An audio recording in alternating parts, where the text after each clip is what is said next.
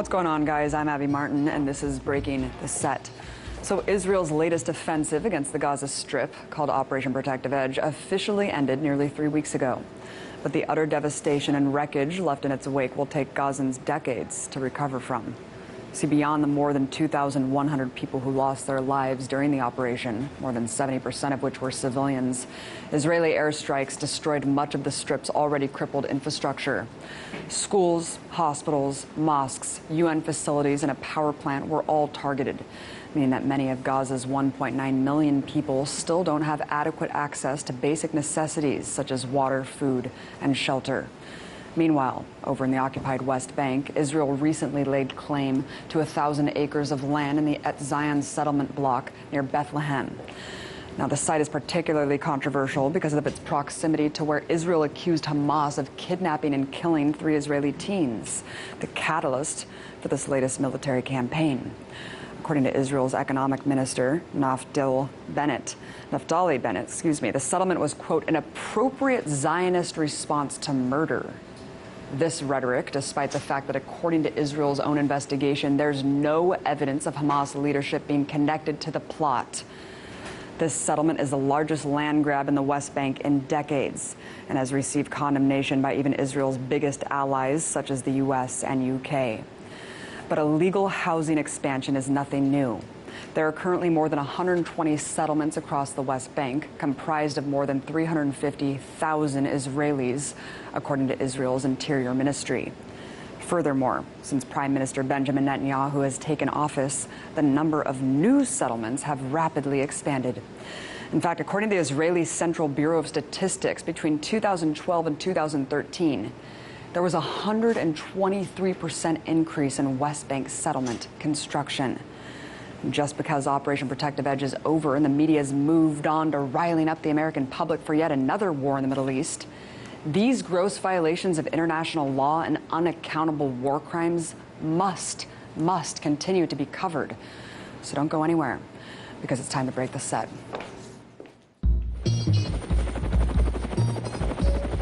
Speculation has been replacing hard fact. Terrorists don't read Twitter. Who's right and who's wrong? It was a terrible thing to say, period. The mistake entirely on me. What we need is to question more and to keep it uncensored, real and raw. These words are hard hitting, you're watching your neck, but you need to tune in because we're breaking the set. Considering that Israel mandates its citizens join the army, speaking out against militarism from within the system can be challenging, to say the least. But it's an experience that my next guest went through firsthand in trying to expose crimes he witnessed as a soldier in the IDF. His name is Eran Efrati, and earlier this summer he was arrested by Israeli authorities after conducting research into Israel's use of illegal weapons in Gaza. So, to discuss his experience as an IDF soldier and how Israeli authorities have responded to his activism, Eran joins me now. Thank you so much for coming on. Thank you for having me, Abby. So let's talk about systemic racism in Israeli society. In one 3-year case study of a public school in the country, one student says, in response to a student who she said didn't hate Arabs, quote, "I was ready to throw a brick at her head and kill her. In my opinion, all the leftists are Israel haters. Those people have no place in our country, both the Arabs and the leftists." Eran, as someone who grew up in Israel, is this type of sentiment more common than not?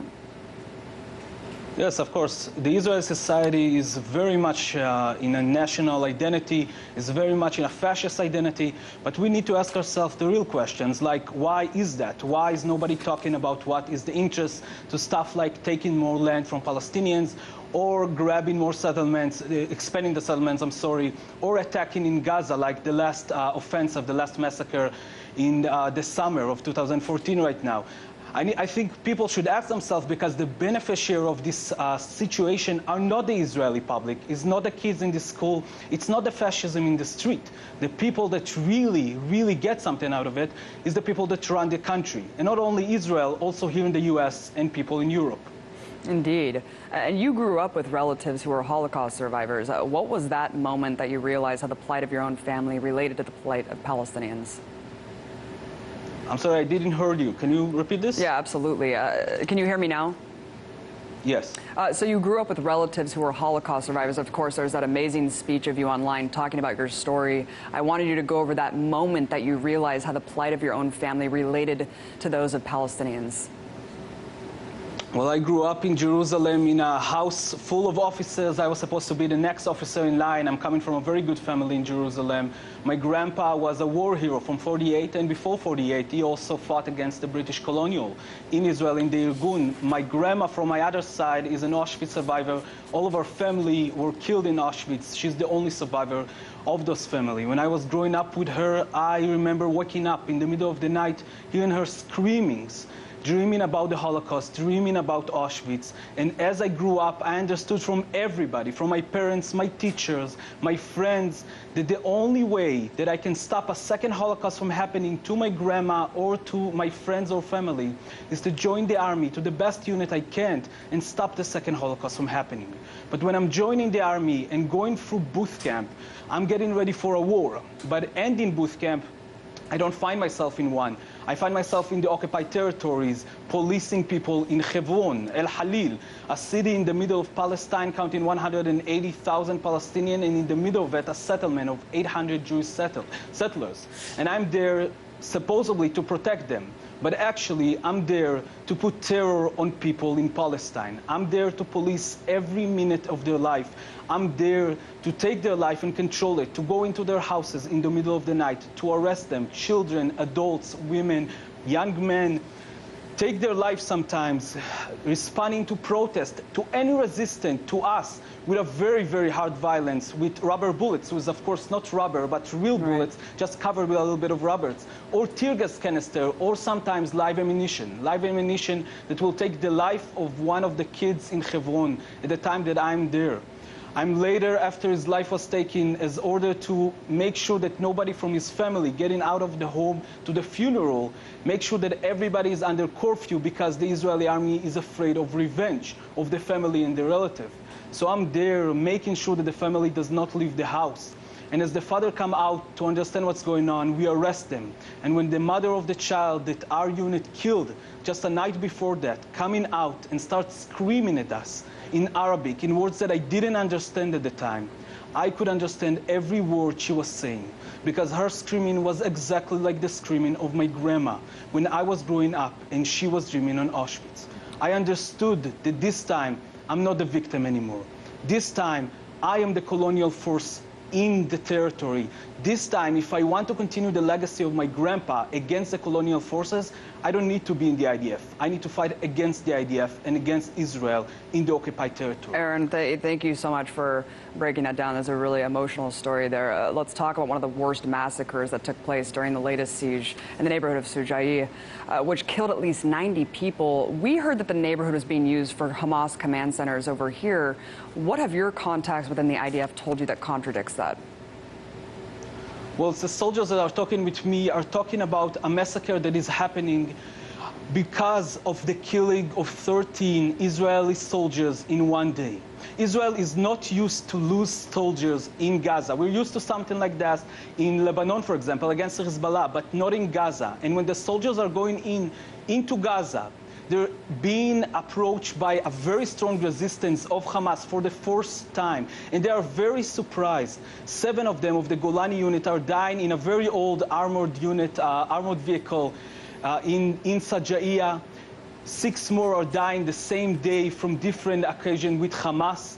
And after that, the soldiers are very confused. They're very mad. And our Minister of Security in Israel is saying, this is the time to take off the gloves. This is the time to use the dahya tactic, dahya like in Lebanon, meaning bombing the hell out of one neighborhood and showing them that we are serious, showing them that they could not resist us in any way. They cannot resist our occupation. They cannot resist our assault. We will bomb them. And for more than 2 days, the neighborhood is being bombed by more, and this is by official IDF resources, by more than 120 one-ton bombs from the air for 2 days, shooting at them with M16s and with shells from tanks, and shooting at them for 2 days, bombing everything they can until everybody is running away or being killed in the neighborhood, and then going into the neighborhood by foot, the infantry, and catching houses in the neighborhood as bases. The soldiers are waiting in these bases, in these houses, for next commands when they are approached by their officers who tell them, we understand that you're frustrating, we understand that you're hurting your friends, we understand that your friends has died and you're afraid to die too. This is why we will we will give you a chance to take out your frustration on civilians in this neighborhood. And in the next morning, when the soldiers are in the houses and people are starting to come back to the neighborhood looking for their relatives, unarmed civilians screaming names of their family members when they left behind under the rubbles. They're looking for them. The soldiers are drawing a red line, imaginary red line on the sand, saying it's a very used tactic in the Israeli army. It's used in Killer Cloud in 2012 and in 2009 in Operation Cast Lead, saying whoever will cross this red line that we decided on, we can shoot him because he's a threat to our life. But this time, they're putting the red line very far away from these bases, from their home, from their bodies. They're putting the red line on, and when people are coming back, looking for their families, like Salam Khalil Shamali, the 20 years old from this neighborhood, when he crosses this red line, a sniper on the window is asking for permission to take him off. It's obvious for the people inside the house, like they gave testimony to me, that they knew that this guy and others that they killed that day was a civilian. They knew he was a civilian, they knew he was unarmed, and still they were asking for a permission to shoot him. The officer was given the permission, and he got shot once in the side of his body, in his hands. He's falling down.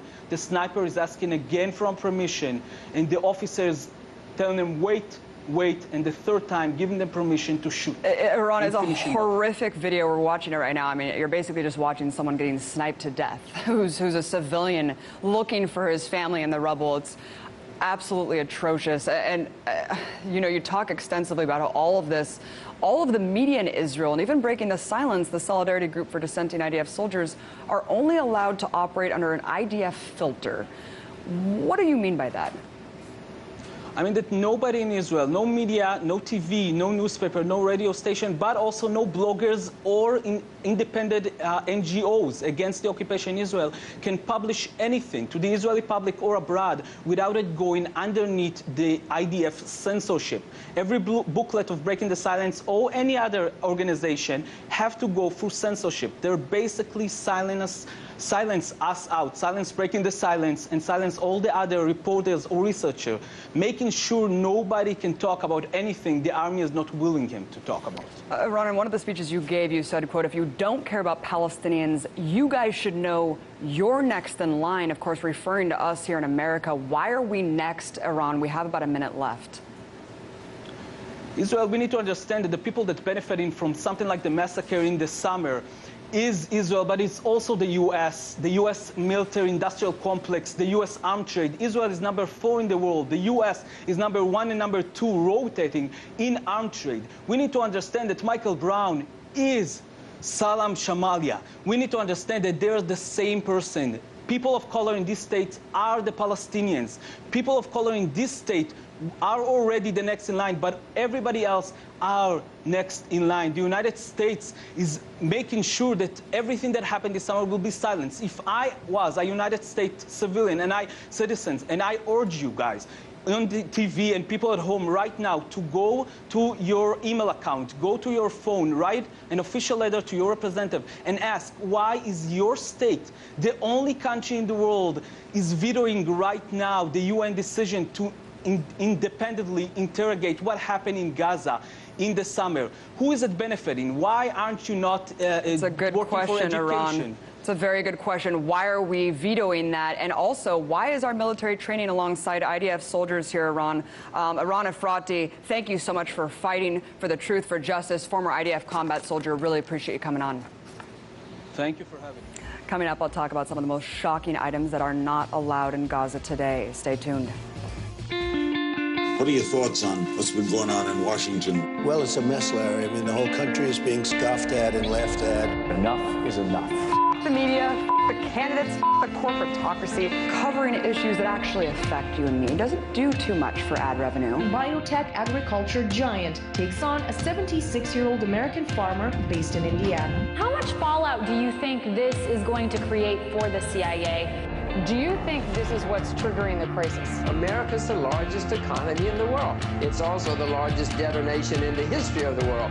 Breaking the Set is mostly about alternatives to the status quo, but one that gave real alternatives a voice. One minute they were working toward the American dream, the next they were just trying to survive the night. It's time for Americans and lawmakers in Washington to wake up and start talking about the real causes of poverty in America.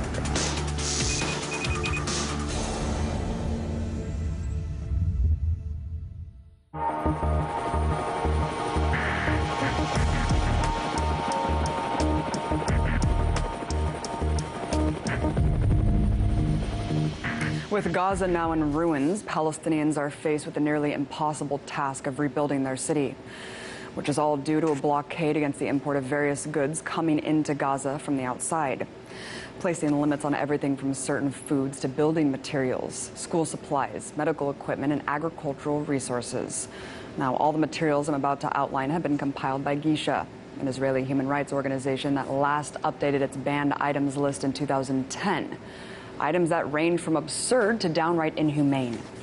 For example, during the most recent siege, Israel reiterated that Gaza only uses concrete to build, quote, terror tunnels, and announced a blanket ban on cement entering the city. But the truth is that a ban on building materials has existed for years, exacerbating unemployment and holding up millions in building projects. However, that list doesn't end with cement. Other construction components include tar, plaster, wood, and replacement parts for heavy machinery. Throughout the latest airstrikes on Gaza, at least 17,000 Palestinian homes have been completely destroyed, along with another 360 factories. With no building materials available, there can be no timeline for reconstruction to even begin. But if you think that's bad, consider that a blockade of Gaza is designed to reach nearly every aspect of life. Take food, for instance. A few of the banned ingredients include cardamom, coriander, ginger, potato chips, fresh meat, and even pasta. Israel justifies this by claiming it's a matter of national security, although one former Israeli official claims the food ban is for a much different purpose. In 2006, Dov Weivglass, advisor to the prime minister, said that, quote, the idea is to put the Palestinians on a diet, not to make them die of hunger. That's right, the ban on everything from glucose to chocolate isn't really about security. It's about keeping Palestinians only on the brink of a humanitarian crisis, a crisis that especially hits home when it comes to Gazan youth. See, not only are Gaza's schools crumbling, but Israel even sets limitations on school supplies, including books, paper, pencils, toys, and even musical instruments. And the high casualty toll of Gazan children is exacerbated by the fact that hospitals and healthcare centers are also targeted by the blockade, with fabric, mattresses, and light bulbs all banned items as well.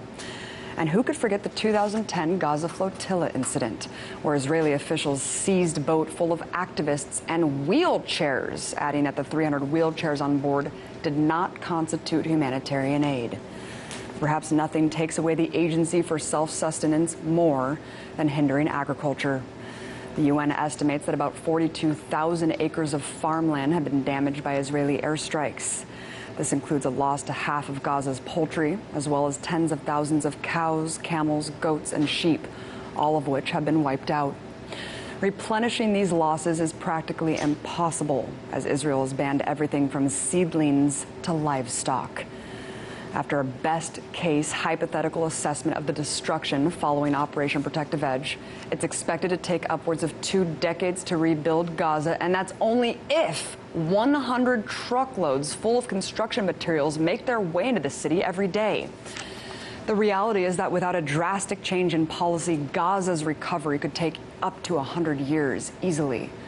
Look, over the course of the conflict, the one call from Palestinians, aside from ending the fighting, was to end the siege and restore basic human dignity and self-respect. And is it any wonder why, understanding the life these people have been forced into living?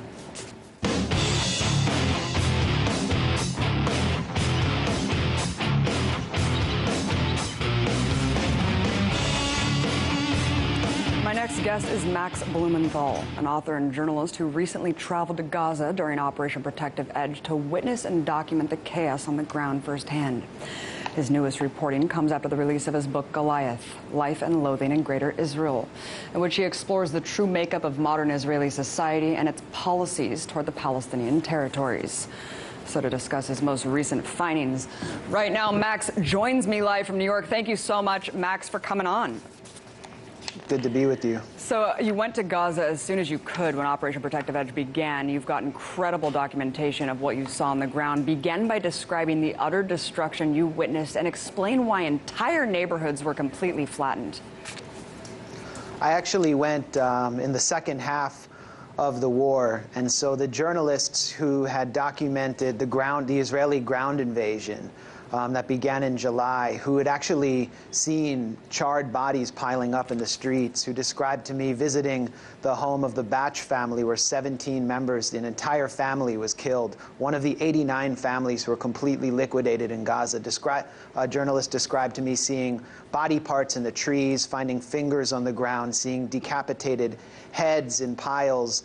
These kind of things I didn't witness. I arrived during a 5-day ceasefire in the middle of the war and was able to travel through some of the areas that had been completely destroyed along the frontiers of Gaza that bordered Israel, namely Shujaiya, which Iran described, Huzah, which is further south, Beit Lahia and the areas north of there, and Beit Hanun. And these are areas that are literally wiped off the map. When you heard Israeli politicians like Moshe Feiglin calling for flattening Gaza, these were actually battle plans. These areas are uninhabitable. Hundreds of thousands of people have been rendered homeless. And, you know, if you want to talk about why these areas were flattened, you can't discuss it in terms of a war. Shujaiya was immediately assaulted during the ground invasion with hundreds and hundreds of tons of mortars and artillery shells bombarding this area. Fighters from the Qassam brigades had poured into the area after the Israeli troops began occupying homes, driving people out, turning everyone into refugees. They had already killed scores of people. And the Al-Qassam fighters, many of whom are residents of this neighborhood, began to fight back, began to defend their homes and defend their territory against these soldiers. They hit an armored personnel carrier, as Iran described, killing 6 Israeli soldiers. And the Israeli high command invoked the Hannibal Directive when they learned that one of their soldiers had been possibly kidnapped or captured, Shaul Oron. Now, the Hannibal Directive is an actual Israeli policy which authorizes the military to kill its own soldiers to prevent a prisoner swap, because these are politically painful prisoner swaps in Israeli society, particularly under the control of a right-wing government. So the Israeli military went wild. This was described to me by dozens of residents, hitting this area and the entire circumference of the area near the site of the capture of Shaul Oron with everything it had: F-16 missiles, artillery, drone missiles, Apache rockets, tank shells. 120, maybe 140 were killed. Over 200 were killed. The entire area is flattened and uninhabitable because Israel invoked this doctrine to kill one of its own soldiers who is dead.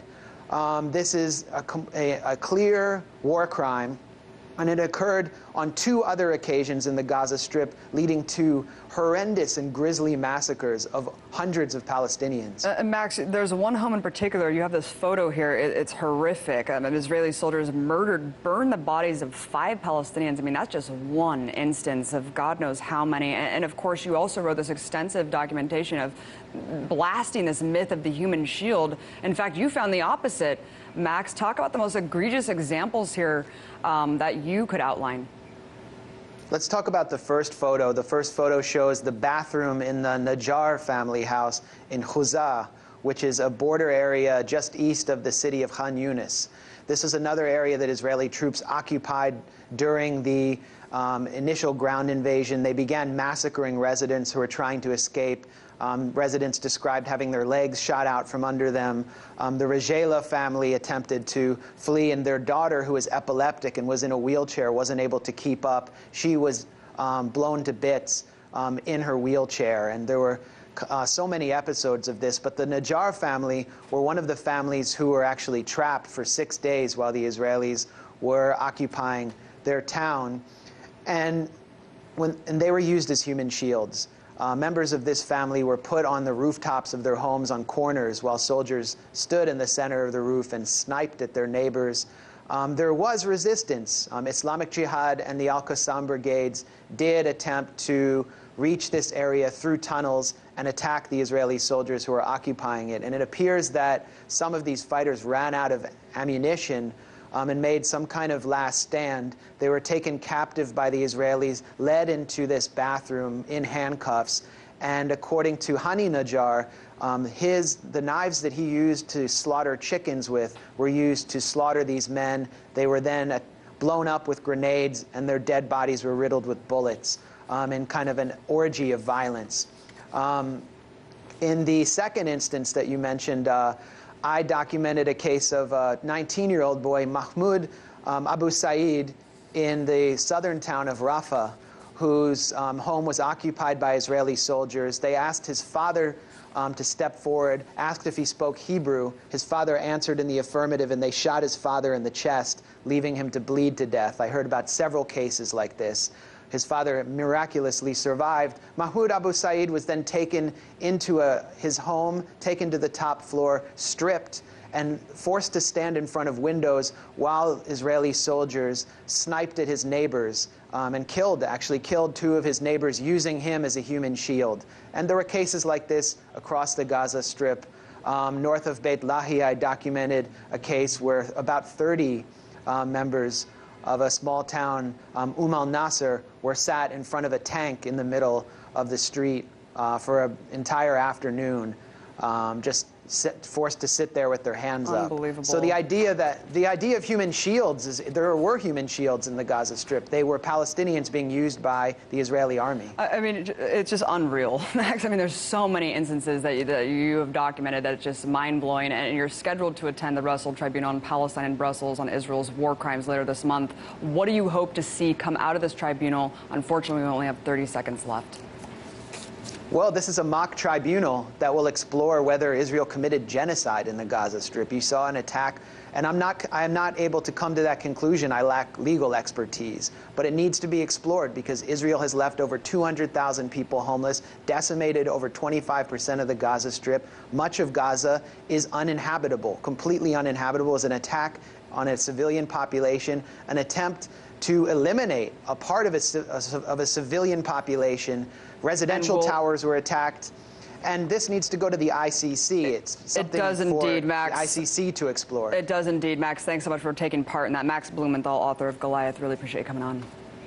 Thanks for having me. Thanks for watching, you guys. Be sure to follow me on Twitter. Join me tomorrow when I break the set all over again.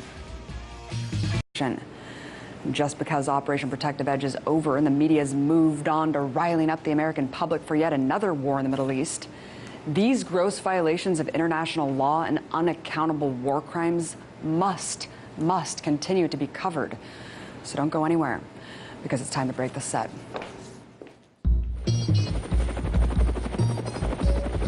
Speculation has been replacing hard fact. Terrorists don't read Twitter. Who's right and who's wrong? It was a terrible thing to say, period. The mistake entirely on me. What we need is to question more and to keep it uncensored, real and raw. These words are hard hitting, you're watching your neck, but you need to tune in because we're breaking the set. Considering that Israel mandates its citizens join the army, speaking out against militarism from within the system can be challenging to say the least. But it's an experience that my next guest went through firsthand in trying to expose crimes he witnessed as a soldier in the IDF. His name is Eran Efrati, and earlier this summer he was arrested by Israeli authorities after conducting research into Israel's use of illegal weapons in Gaza. So, to discuss his experience as an IDF soldier and how Israeli authorities have responded to his activism, Eran joins me now. Thank you so much for coming on. Thank you for having me, Abby. Gaza's 1.9 million people still don't have adequate access to basic necessities such as water, food, and shelter. Meanwhile, over in the occupied West Bank, Israel recently laid claim to 1,000 acres of land in the Zion settlement block near Bethlehem. Now, the site is particularly controversial because of its proximity to where Israel accused Hamas of kidnapping and killing 3 Israeli teens, the catalyst for this latest military campaign. According to Israel's economic minister, Naftali Bennett, the settlement was, quote, an appropriate Zionist response to murder. This rhetoric, despite the fact that according to Israel's own investigation, there's no evidence of Hamas leaders.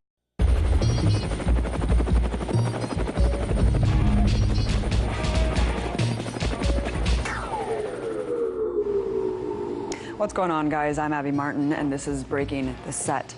So Israel's latest offensive against the Gaza Strip, called Operation Protective Edge, officially ended nearly 3 weeks ago. But the utter devastation and wreckage left in its wake will take Gazans decades to recover from. See, beyond the more than 2,100 people who lost their lives during the operation, more than 70% of which were civilians, Israeli airstrikes destroyed much of the Strip's already crippled infrastructure.